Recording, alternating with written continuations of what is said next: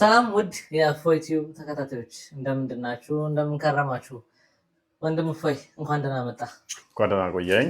ሰላም ብያለሁ እኔም ተከታታዮቻችን። መልካም እንግዲህ ዛሬ አንዳንድ ቪዲዮዎችን ሰብሰብ አድርጌ ሪአክሽን እንድንሰራባችሁ ይዤልህ መጥቻለሁ። ምን እያሉ መሰለ? ቡዳ የቡዳ መድኃኒት እያሉ ነው። ስለዚህ ቪዲዮዎች እንዴት አያችሁ? በጣም ተዝናንታል ብዬ አስባለሁ። በጣም ፈታ የሚያደርጉ ናቸው። በተለይም ደግሞ ለኛ ለክርስቲያኖቹ እንደዚህ ከርኩሳን መናፍስት ጋር ከድግምት ከቡዳ ጋር በጸበል እንደሚዳን እናምናለን። ሙስሊሞቹ ግን በምንድን ነው የሚድኑት? እንግዲህ ተመልካቾቻችን በጣም እንደሚዝናኑበት እኛን እንደዚህ ካሳቀን እነሱ በጣም እንደሚዝናኑበት ተስፋ አደርጋለሁ። ወደ መጀመሪያው ቪዲዮ እንሂድ። ያ ግን ለመሳቅ ብቻ ሳይሆን እንዲማሩበትም እንፈልጋለን። ከራሳቸውን ጀምርና ከዛ በቪዲዮ አድርገን በሐዲስ ደግሞ እንሄድበታለን። ቅድሚያ ቪዲዮ የምናስደምጣችሁ ምንድነው እሱ እኛ ሐዲሱን ስንል ሐሰት እንዳይመስል ማረጋገጫ እንዲሆናችሁ ነው። ከቪዲዮን ጀምር። በተለምዶ ቡዳ የሚሉት ወይም አይን الناس ስለ አይን الناس ስለ ሰው ልጆች አይን የተወሰነ ነገር ልበላችሁ። ነብያችን ሰለላሁ ዐለይሂ ወሰለም ምን ይላሉ? ከኡመቶቼ በብዛት የሚሞቱት በአይን ነው። አይን በሚያመጣው ጣጣ ከኡመቶቼ ብዙዎቹ ይሞታሉ ወይም ወደ ቀብር ይሄዳሉ ብለዋል። ሰማ እንዴት ነው? አላህ ፈዋሽ አይደለም እንዴ? አብዛኛው ሰው እንግዲህ የሙስሊሞች የሚሞቱት በቡዳ ነው። ብዙ ጊዜ ካየ ሙስሊሞች ከሚፈሩት ነገር ይሄ ቡዳ ድግምት በቃ ያስጨንቃቸዋል። እና ሙሐመድም ምን ብሏል? ኡመቶች ወይንም ህዝቦች ብዛት የሚሞቱበት በቡዳ ነው። ሜቢ ፈስ ያለበት ዝላይ መሆኑ ይሆናል። እነሱ የሚሰሩት ነገር ጥንቆላ ነው። ምን እምነት አይባልም እኮ የእነሱ ነገር። እንዴት ይሆናል? ምናየው ጉዳይ ይሆናል። እኔም ማስገርሞኛል። እንዴት ነው የነብዩ ተከታዮች በእንደዚህ አይነት ነገር የሚሞቱት? በብዛት የሚሞቱት ለዛውም በብዛት እንግዲህ በቢሊየን ሙስሊም አለ።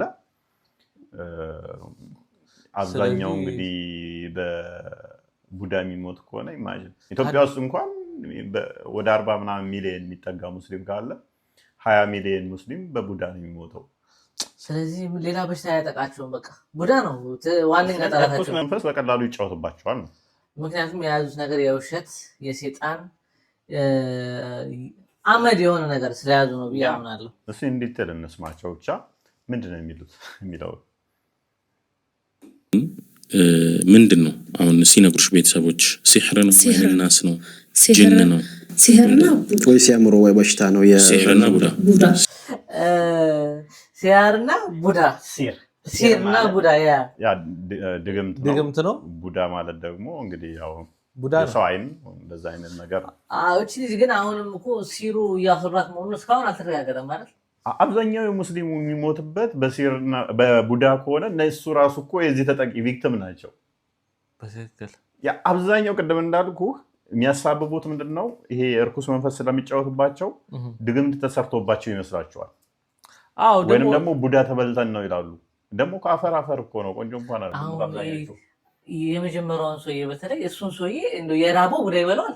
እንኳን የራበው ቡዳ እንኳን ተቀበ የራበው እንጂ በራሱ እጂ ብሎት የሚያልቅ አይመስለኝ። አንተ ፊታቸው እኮ በጥፊ አህያ የሚጥል እኮ ነው።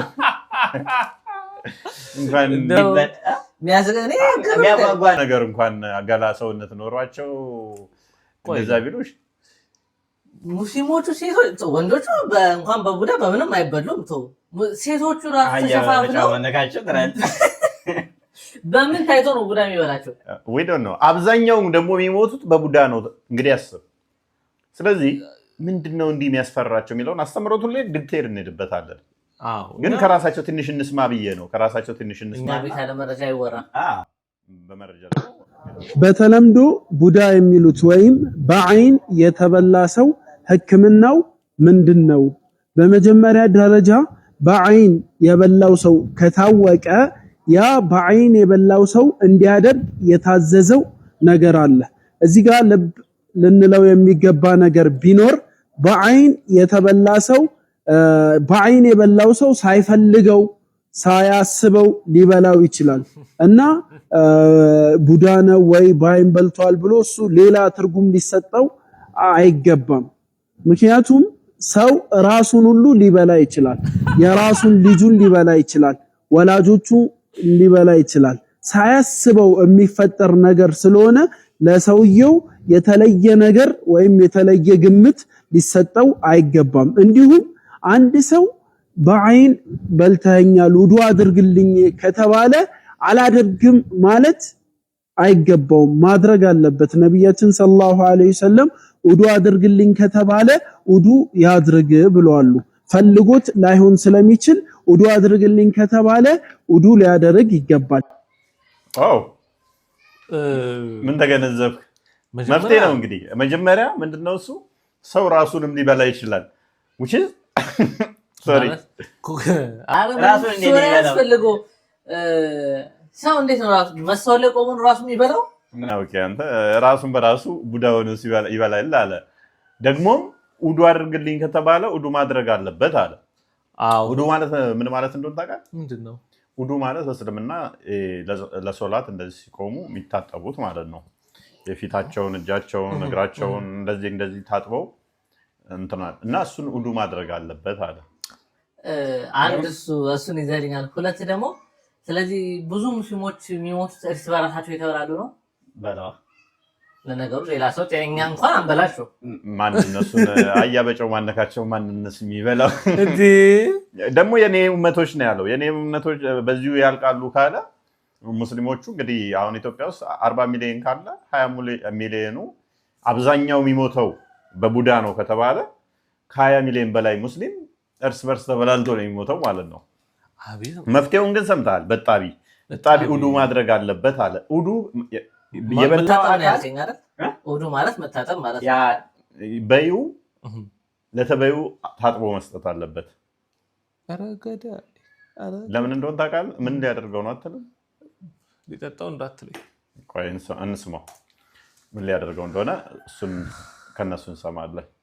ውዱእ እንዴት ነው የሚደረገው በሚለው ሁለት አይነት የውዱእ አደራረግ አለ። የመጀመሪያው በአይን የበላው ሰው ሙሉ ልክ ለሶላት ውዱእ እንደምናደርገው ውዱእ ማድረግ አለበት። በሳህን ውስጥ ውዱእ የሚያደርገውን ውሃ አይደፋውም። የመጀመሪያው ሰው እንዲያፈሰሰለት ውዱእ ማድረግ ይችላል። ካልሆነ ደግሞ እዚሁ በሳፋው ላይ እንዳለ እዛው እጣቢው እዛው መውደቅ አለበት። እዛው መውደቅ አለበት ማለት which is እቃ ውስጥ ይታጠባል፣ ኮንቴነር ውስጥ ያየሁት ነው። ጥቁር ሳፋ ደግሞ መልኩ ከሳፋው ጋር መሳሰላል። እባክህ ሰውየውና ሳፋው አሁን ሳፋውን በበላ እኔን ተበላው ሊል ነው እኮ ማን ነው? አሁን እንደው ሳፋው ማለት ይችላል። እዛ መታጠብ አለበት። ከታጠበ በኋላ በዛ ጣቢ ያኛው እንደ ጸበል ይጠመቅበታል እና ደግሞ የሚመጠመጥበታል። የሚጠጡትም አሉ፣ እንመጣበታለን። አሁን የኛን ጸበል እነኚህ ሙስሊሞች በምን ሞራላቸው የሚቃወሙት? እና የኔ ምራቅ ሴጣን ለመዳን እርኩስ መንፈስ ለመጻን ጸበል አድንም አይጠቅምም የሚሉ ሰዎች እጣቢ እርኩስ መንፈስ ያወጣል ብለው ግን ያምናሉ። አሁን የኔ እናንተ ምራቅ እንግዲህ ብዙ ሰዎችን ከሞት ያድናል ማለት ነው፣ እጣቢያችንም ጭምር እንደሆነ ደግሞ ሲጠመቅ ደግሞ ታይዋለህ ማለት ነው። እንዲዛው መታጠብ አለበት። ሁለተኛው ለየት ያለውን ውዱእ አደራረግ ደግሞ አሁን አሳያቸዋለሁ። ይሄ በአይን የበላው ሰው ውዱእ እንዲያደርግ የሚታዘዘው እንዲህ በሳፋ ውሃ ይመጣል ወይ ሰው ያፈስለታል። ካልሆነ እዛው እንዲህ ያደረገ እጁን እንዲያጥባል። ከዛ ይግመጠመጣል፣ እንዲህ እዛው ላይ ይተፈዋል። 3 ጊዜ ይተፈዋል። ከዛ ፊቱን እንዲህ ሙሉ ያጥባል። እንዲህ ሙሉ ካጠበ በኋላ ፊቱን እዚህ ጋር ሲደርስ የሚያጥበው ይሄኛውን ነው። እችኛዋን ቀኝ እጁን እንዲያጥባል እዚች ጋር ብቻ። ከዛ በግራ እጁም እንዲያዝና እችን እንዲያጥባል። ይሄን ካጠበ በኋላ ጉልበቱ ጋር ሄድና ይሄን ጉልበቱን እንዲያጥበዋል። ውሃው እዚህ ውስጥ መፍሰስ አለበት። ከዛ ይሄንም ያመጣል፣ እንዲህ ጉልበቱን ያጥባል።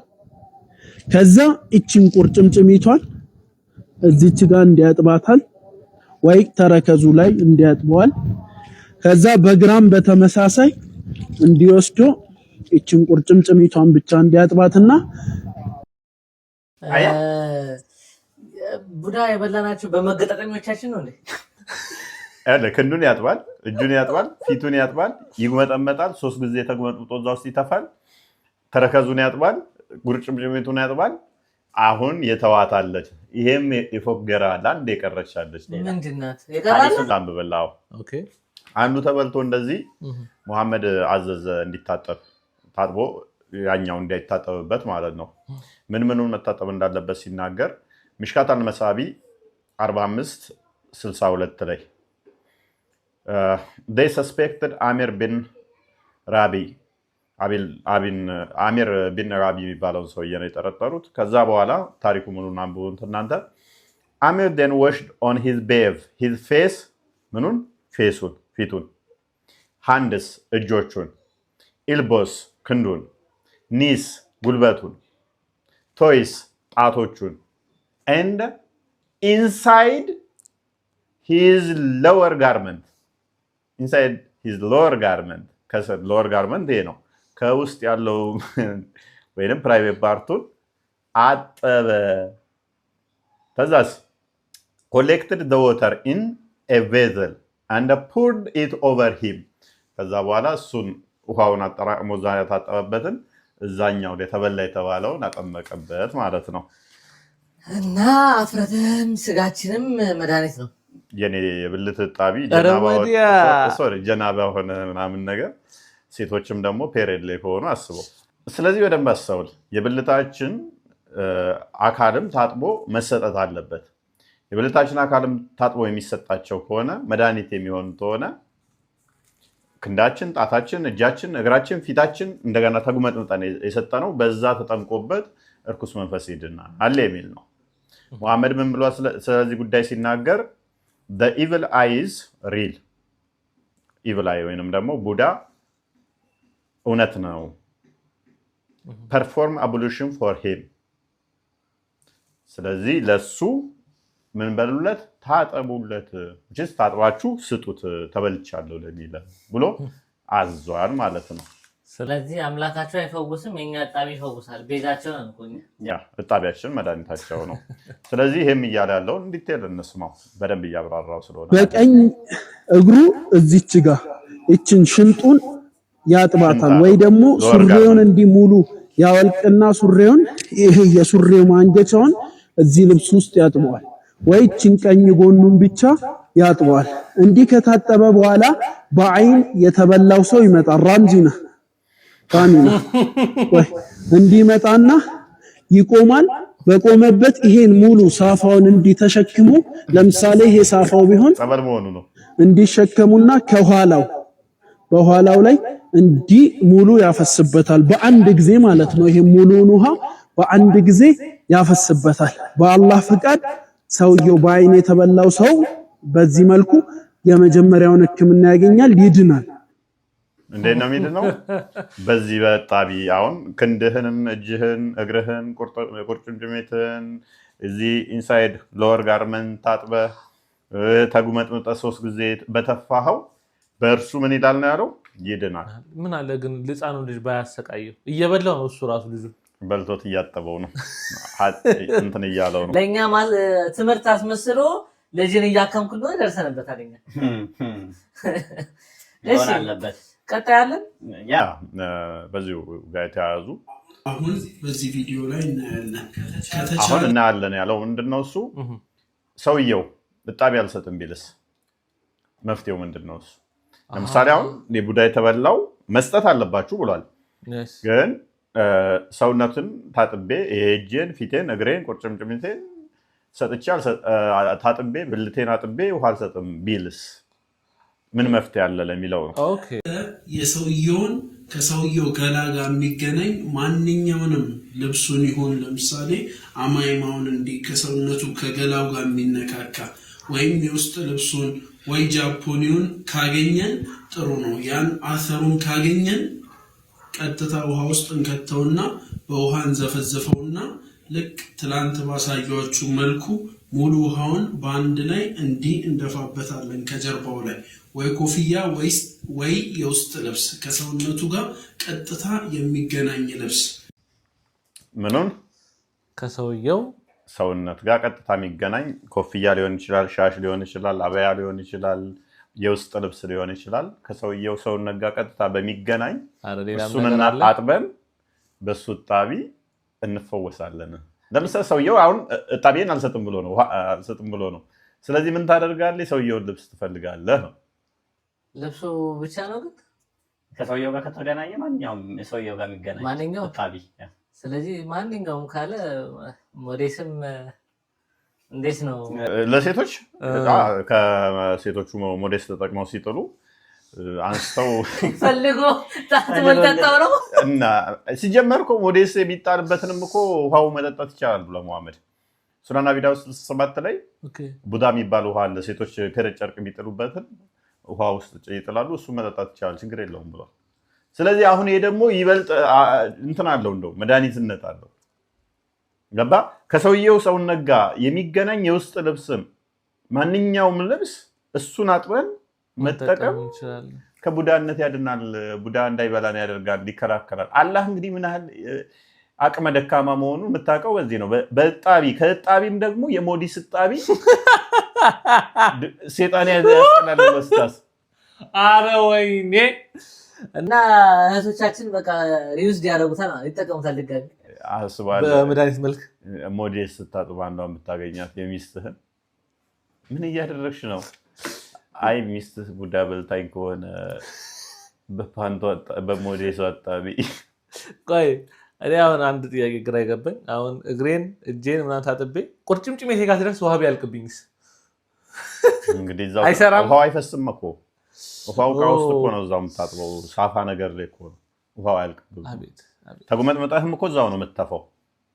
ተጉመጥመጠህ ትተፋ። ይኸውልህ ቅድሚያ ፊትህን ነው የምትታጠበው፣ እጅህን፣ ከዛ ፊትህን፣ ከዛ ትጉመጠመጣለህ፣ ከዛ ክንዶችን እንትን ታልክ በኋላ፣ ከዛ እግርህን ተታጠብክ በኋላ፣ ከዛ ፀጉርህን ታባብሳለህ፣ ከዛ ይሄ ብልትህ ስር ያለውን ኢንሳይድ ሎወር ጋርመንቱን ታጥባለህ፣ ከዛ በኋላ ውሃውን ትሰጣለህ። እንደው በራሱ ራሱን ችሎ የማይቆም እምነት ነው ማለት ነው።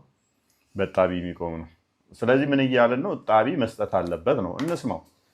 እጣቢው ምን ማድረግ አለበት? መስጠት አለበት። ምን ለማድረግ? ለመዳን። የለበሰውን ልብስ ማለት ነው ከመታጠቡ በፊት ካገኘን እሱም በውሃ ውስጥ ዘፍስፈን በአይን የተበላው ላይ እንደፋበታለን።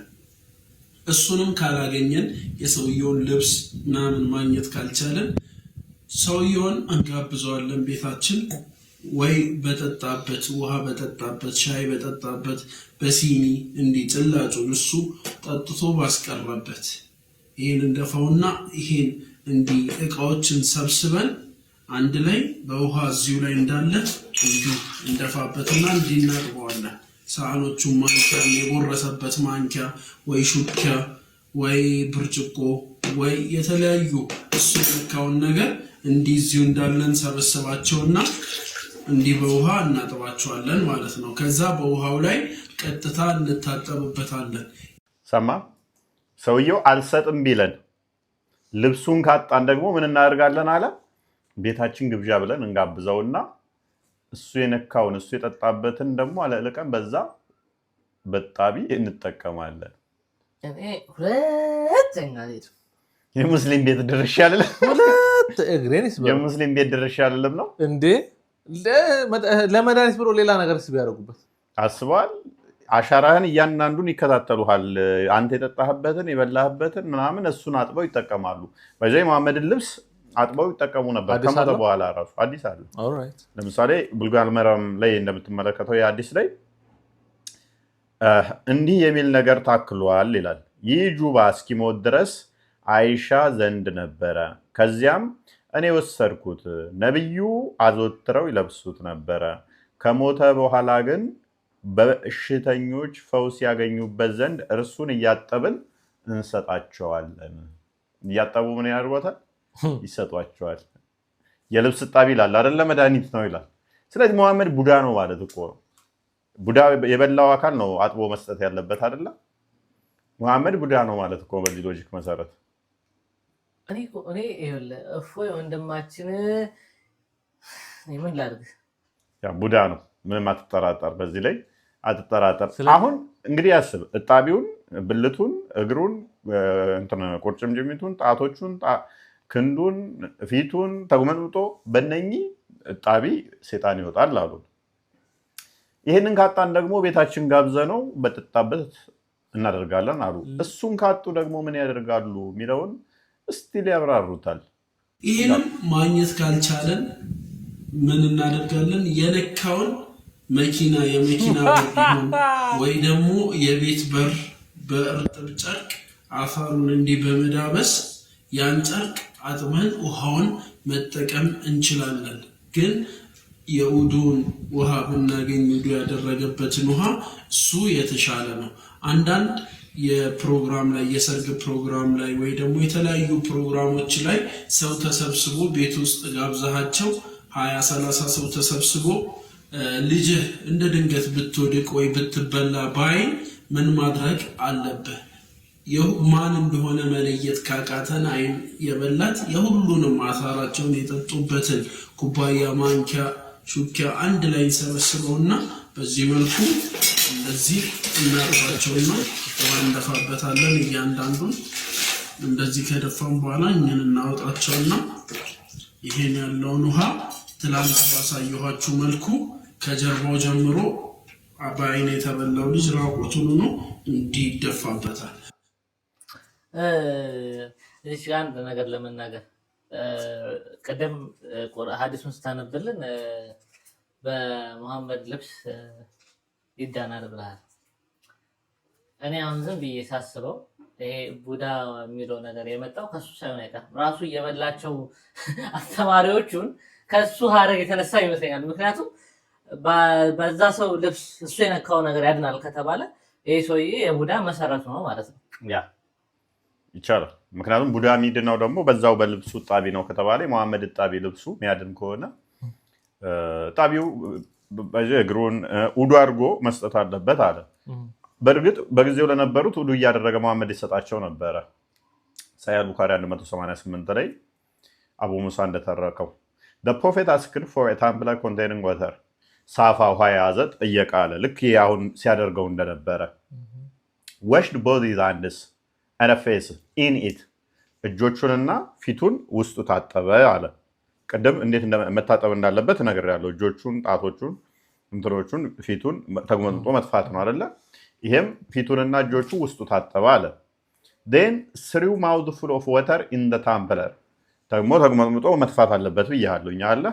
ቡዳ እንደዛ የሚሰጠው and said to both of us Abu Musa and Bilal drink from the tumbler and pour some of its water on your face and chests ምን አለ?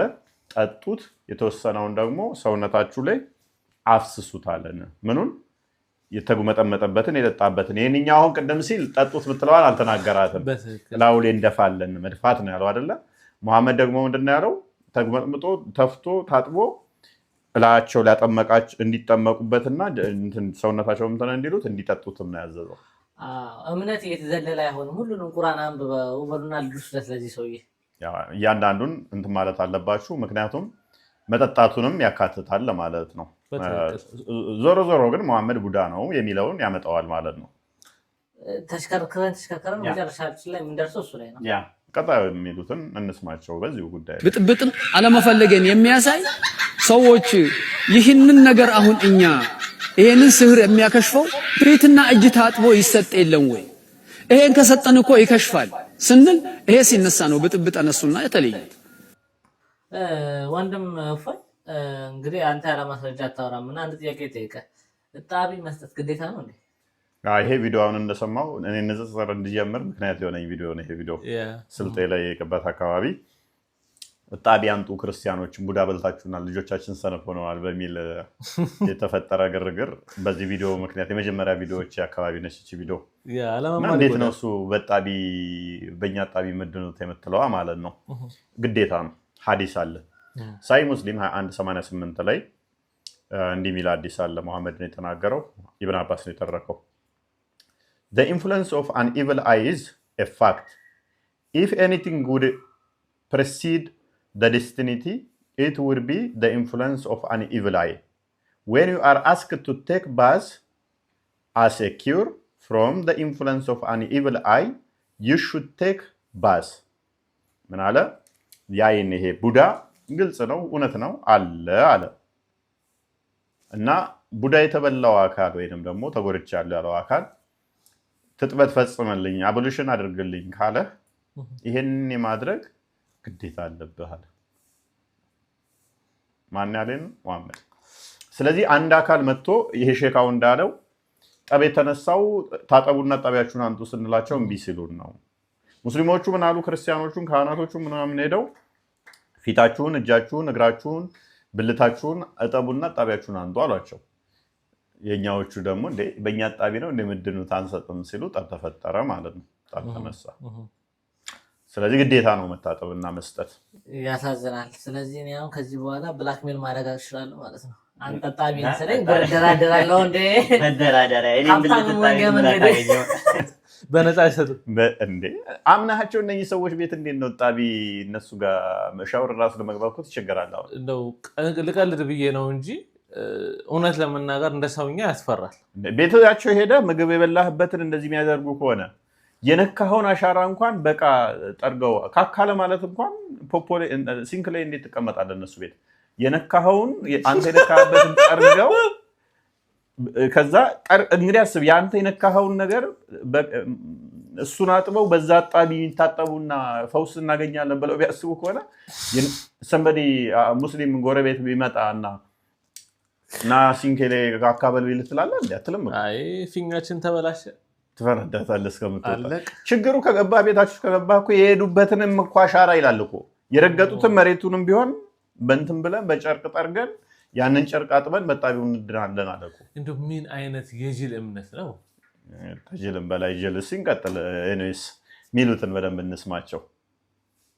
እስልምናን እስከ መጥላት ደረጃም ደርሻለሁኝና አንዳንዴ በየቦታው ስገባ ሲህር ይይዛል፣ አይነናስ፣ ቡዳ፣ ሲህር የሚባለው ነገር በደንብ ተተንትኖ ይነገራል። የሚሽርበት ነገር ደግሞ በብዙም ቦታ ላይ እንደዚህ በደንብ የማይነገርበት ሁኔታ አለ። አንድ የተደበቀ ሚስጥር አለ ማለት ነው እስልምና ውስጥ የሚል ጥርጣሬ ውስጥ አስገብቶኛል። ለምን እነሱ በአንድ ጊዜ አሰርተው በአንዴ ይዘናል፣ በቃ ሌላ ችግር ውስጥ ያስገባናል፣ በአንዴ ይቆጣጠሩናል እነሱ ሳይር አድራጊዎቹ። የኛ ደግሞ እንደዚህ የምትጉንበት ሁኔታ ደግሞ አጠራጣሪ ውስጥ የሚገባበት ሁኔታ አለና ባትጠራጠር ነው የሚገርመኝ። ይሄ ወንድማችን እንግዲህ ሲናገር እንደሰማው ሲር የሚያደርጉት ከአንዳንድ ሲር ያደርገውብናል፣ እኛ ግን መዳን አንችልም እና ጥርጣሬ ገብቶብኛል እስልምና እያለ ነው። ከዚህ የምንረዳው ምንድነው? እሱ ብዙዎች ፌድ አፕ እንዳደረጉ እስልምና ውስጥ መቆየት እንደሰለቻቸው መዳን እንዳልቻሉ አጋንንት እየተጫወተባቸው እንደሆነ ሰማው የተረዱት ይመስለኛል። አዎ በዚህ አይነትማ ዩጭፋው ተሻለ እኮ እሱ አትሊስት በካልቾ ነው የሚያስወጣው። የብልት እጣቢ እየጠጣ የትኛው ሙስሊም ነው የትኛው ሞራል ኖሮት ነው የኛን ጸበል የኛን እምነት መተቸት? የትኛው ሞራል? የኔ እጣቢ የብልቴ እጣቢ እንደ ጥምቀት የሚጠመቀው የሚግመጠመጠው ከሆነ የሚጠጣው ከሆነ እኔ ተግመጦች የተፋሁትን እሱ ጠጥቶ የሚድንበት ከሆነ በምን ሞራል ነው ጸበልን የሚቃወመው? በእናትህ በጣም ያሳፍራል። ጸበል እኮ ራሽናል ቲንከር ከሆንክ ምንም ልትቃወም አትችልም። እንደው አያድንም ብለህ ብታምን እንኳን አያድንም ብለህ ብታምን እኮ H2O እኮ ነው፣ ውሃ ነው። ምንም ሊጎዳ እንደማይችል ይታወቃል እኮ ውሃ ነው። H2O ሆነ በቃ ምንም መንፈስ ስፒሪቹዋል የሆነ ነገርን ባትቀበል እንኳን ጸበል ነክቶ ውሃ ነክቶህ አኪዝ የምታደርገው ክርስትናን የለም። ገባ? የምተችበት ምክንያት አይኖርም። እንደው አያድንም ብለህ ብታምን እንኳን እንዴት የብልት እጣቢ፣ የቂጥ እጣቢ፣ የፊት እጣቢ፣ የእግር እጣቢ ያድናል ብለህ ልታምን ትችላለህ? ይሄን እያመንክ እኔ በላሁበት የጠጣሁበትን እጣቢ እሱ መድኃኒት ነው፣ በሱ ተጉመጥጬ በሱ ጠጥቼ እሱን እንትን ብየው ተነክሬበት እድናለሁ ብለህ ልታምን ትችላለህ? በምን ሞራል? ያ በመጀመሪያ ሞራላቸውንም ሸጠው የበሉ ሰዎች ናቸው። እኔ ግን አሁን እንደው ልቀልድና የሞዴስ ካምፓኒዎች እንዳያስወድዱባቸው ለሴቶች በደንብ ስለሚነካ ሰውነታቸውን የሚነካቸውን ማንኛውም ልብስ እሱን አጥበን እንድንበታለን ከተባለ ሞዴስ ደግሞ በደንብ ሊነካ ይችላል። እንግዲህ እኔ ግን ከዛም በላይ ከፍል አድርገውና ምንም ነገር አጥተው ወሊድ መከላከያ አለ አይደለ? ወንዶቹ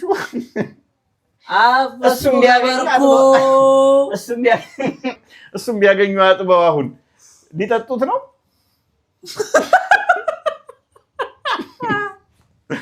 ከምሬ እኮ ነው። አሁን ካጣን እያለ የረገጥነውን እንኳን መሬቱን የረገጥነውን እንኳን በጨርቅ ጠርገው አጥበው መድኃኒት ነው ብለው የሚጠቀሙ ከሆነ ወንድም እፎይ የተለያዩ ኮንትራሴፕቲቭ ሜቶዶች አሉ። ሰው ለምሳሌ ኮንዶም አሁን እሱን አጥበው ጸበል ነው ብለው ሊጠጡት ነው ማለት በእነሱ መዳኛ ስለሆነ ማለት ነው። ከዛ ሊጠመቁበት ነው። እኔ አሁን ዝም የቆም ብዬ ሳየው እንደው ፍቅር ሲዝም በለጠብኝ። እሱ ክሻለር ከእስልምና እኔ ስለዛሬ ብቻ ዘንላችሁ የመጣ ነው። ይህን ይመስል ነበረ። እንደተማራችሁበት ተስፋ እናደርጋለን። እንደው ቀልድም ነው ግን እናንተ ከቀልዱ ይልቅ ቁም ነገሩን ከውስጡ ፍሬ ሀሳቡን ያዙት። ይህ ሐሰተኛ የውሸት ተረት ተረት የሆነ እምነት ስለሆነ ራሳችሁን በቶሎ አድኑ። ኑ ወደ ብርሃኑ ተመለሱ እንላለን። ወንድም እፎይ መጨረሻ የምትለው ነገር ካለ ሀሳብ አስተያየት እንስጥልን። ከአጋንንት እስራት ሁሉ ነፃ የሚያወጣ ክርስቶስ ነው። እሱን እመኑና ተከተሉት፣ ትድናላችሁ ያለ ጥርጥር። ለዛሬ የነበረን ቆይታ ይህን ይመስላል። እንደተማራችሁበት ባለሙሉ ተስፋ ነን። ነገ በተመሳሳይ ሰዓት እስከምንገናኝ ድረስ ቸር ሰንብቱልኝ። ላይክ፣ ሼር፣ ሰብስክራይብ ማድረግ እንዳይረሳ። ቤተሰቡን ሜምበር በመሆን አገዞት እንላለን። መልካም ውሎ